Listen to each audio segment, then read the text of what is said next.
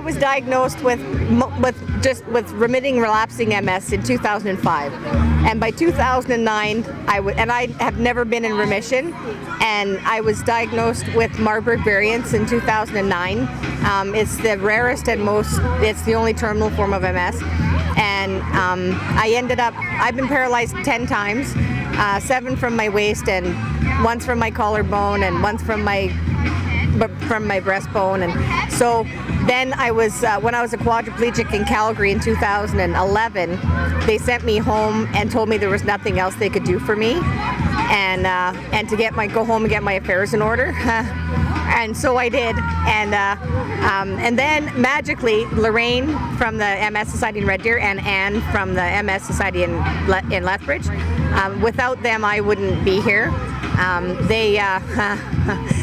They went to a consortium in Montreal and talked with Dr. Friedman, and he is the stem cell.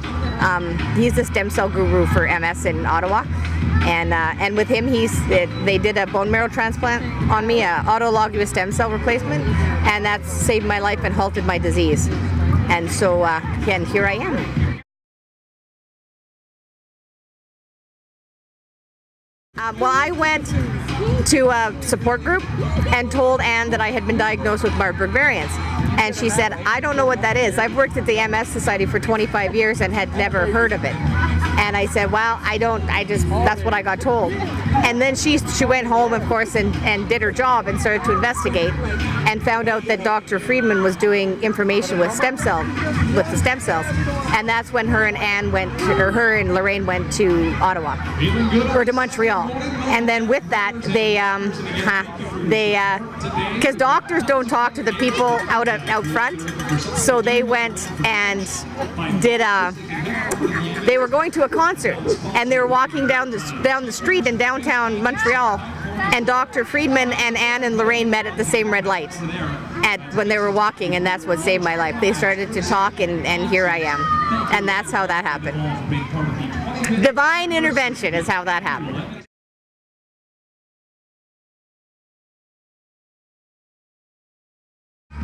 Lots of people are ashamed of their disease, and that makes me sad, because it's nothing that we've done. And so if we haven't done anything, there's nothing to be ashamed about. Just one day you wake up and life is different. And and I don't know how people are embarrassed to be ill, and it happens a lot. People don't want to talk about it because our side effects are so, lots of stuff that happens to us is embarrassing, but that doesn't make us, it makes us different. It doesn't make it so we shouldn't talk about it.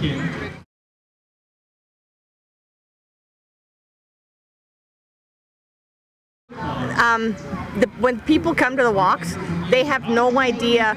The MS Society put well over $4 million, I think maybe $6 million into the trial that was done before. Like, I wasn't in the trial, but for the money that was in the trial, that came from the research, and that comes from the money that these people get, right? All the people that walk here raise money, well, including me. I walk here, and so all of us raise money, and that's what saves people's lives. And for all intents and purposes, I don't have MS anymore. I have the damage from my disease, like my old damage, but I can't get any sicker than what I've already been. My disease is completely halted. So I'm as sick as I'll ever be now. And it just proves that without money, without research, people die. Absolutely. From a disease that they say doesn't kill people. Nah, there's a little secret. Yeah.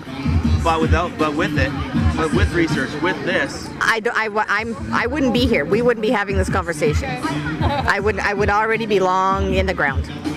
What would you want to say to those people here that are walking, that have MS, they're dealing with day to day? What would you like to tell them? That have MS, that the answers are here. Stem cells will give us everything we need, absolutely everything we need. So the answers are here. They absolutely are. Oh, great speaker. Because I lived it, right? So for me, it was just like my day-to-day life. I mean, people read it and they have an entirely different reaction to it. I just lived it, and I guess I never really noticed how difficult it was. Yeah, so it wasn't difficult for me to write it because I lived it. Once you go through it, putting it on paper is really just, this is the next thing, right? Yeah.